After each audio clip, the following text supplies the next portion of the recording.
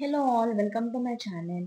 So మేము last week 3-డే Tirupati ట్రిప్‌కి వెళ్ళామనమాట. So ఏం చూసాము డే 1 నుండి డే 3 వరకు నేను చెప్దాం అనుకుంటున్నాను. అట్‌లీస్ట్ 10 పీపుల్ కన్నా ఇది హెల్ప్ అవుతుందంటే I will be more than happy.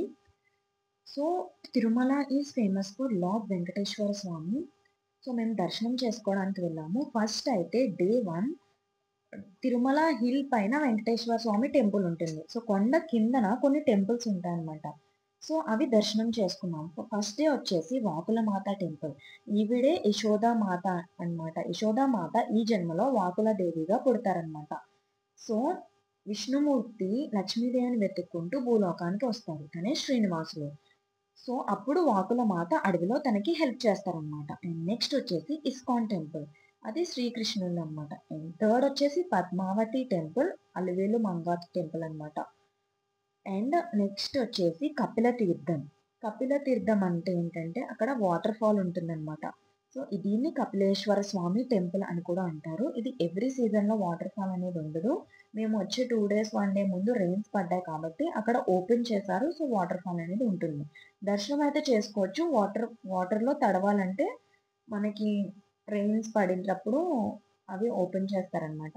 So దీనిదేంటంటే Kapila మునీశ్వరుడు తపస్సు చేస్తున్నప్పుడు శివుడు దర్శనం ఇచ్చారనమాట. సో దీన్ని ఏం బిలీవ్ చేస్తారంటే ఆ వాటర్ అనేది చాలా ప్యూరిఫై వాటర్ అనేది బిలీవ్ చేస్తారు.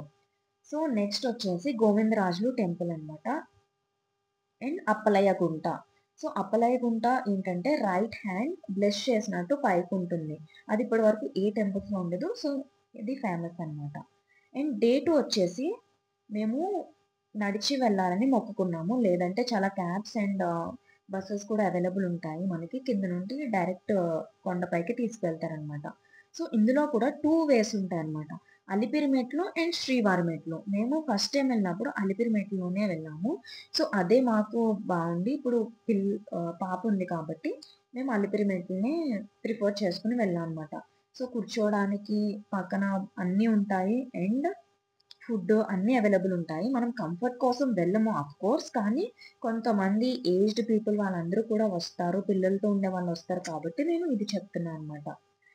అండ్ మనము మెట్లు స్టార్ట్ అయ్యేటప్పుడు స్టార్టింగ్ పాయింట్‌లోనే బ్యాగేజ్ కౌంటర్ కూడా ఉంటుంది. మనం అక్కడ ఇచ్చేసిన తర్వాత పైన వెళ్లి తీసుకోవాలి.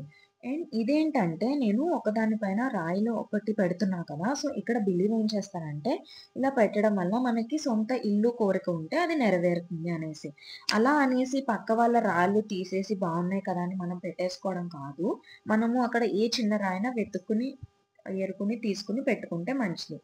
అండ్ ఆల్సో కొన్ని బోర్డ్స్ కూడా అలా ఉంటాయి. మనకి ఏమన్నా వాష్‌రూమ్స్ ఉన్నాయి అండ్ గ్రూప్స్‌లో వెళ్ళాలి అనేవి కొన్ని ఉంటాయన్నమాట. అండ్ చిన్న పిల్లల్ని ఎప్పుడు తీసుకువెళ్ళాలి, ఏ టైమింగ్స్ కూడా ఉన్నాయి.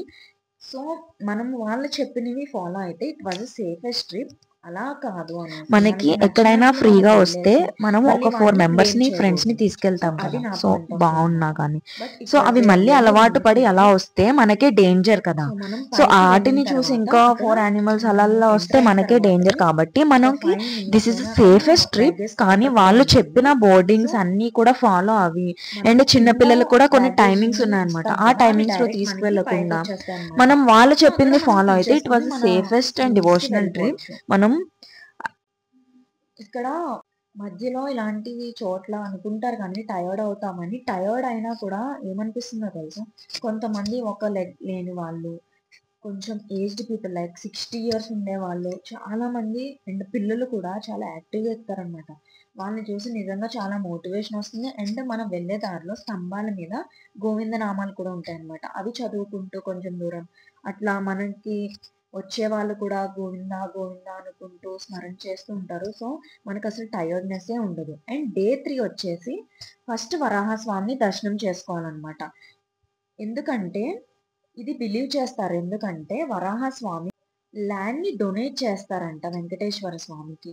సో, అందుకని ఫస్ట్ వెంకటేశ్వర స్వామిని దర్శించే ముందు వరాహస్వామిని దర్శించుకొని మనము వెంకటేశ్వర స్వామిని దర్శించుకోవాలని చెప్తారనమాట. అండ్ మేము కళ్యాణం టికెట్స్ తీసుకున్నాం కాబట్టి కళ్యాణం చూసి అక్కడ నుండి డైరెక్ట్ అలా వెళ్ళిపోయాము. It was a 5 minutes. And అలా లేదు అంటే నడిచి వెళ్ళే వాళ్ళకి మధ్యలో కౌంటర్ ఉంటుంది. ఫ్రీ టికెట్ ఇస్తారు. సో, అలా కూడా మనము తీసుకొని వెళ్ళొచ్చు. కళ్యాణం టికెట్స్ కూడా ఓపెన్ అవుతాయి. అంటే మనకి తెలిసిన వాళ్ళు ఉంటే ఓపెన్ ఎప్పుడు అవుతాయి అనేది అట్లీస్ట్ 2 మంత్స్ ముందు ఆర్ 1 మంత్ ముందు తెలుస్తుంది. సో, అప్పుడు తీసుకోవాలి. అండ్ ఇది కొంచెమైనా హెల్ప్ అయింది అని నేను ఫీల్ అవుతాను. If you are liking my videos please do support by subscribing.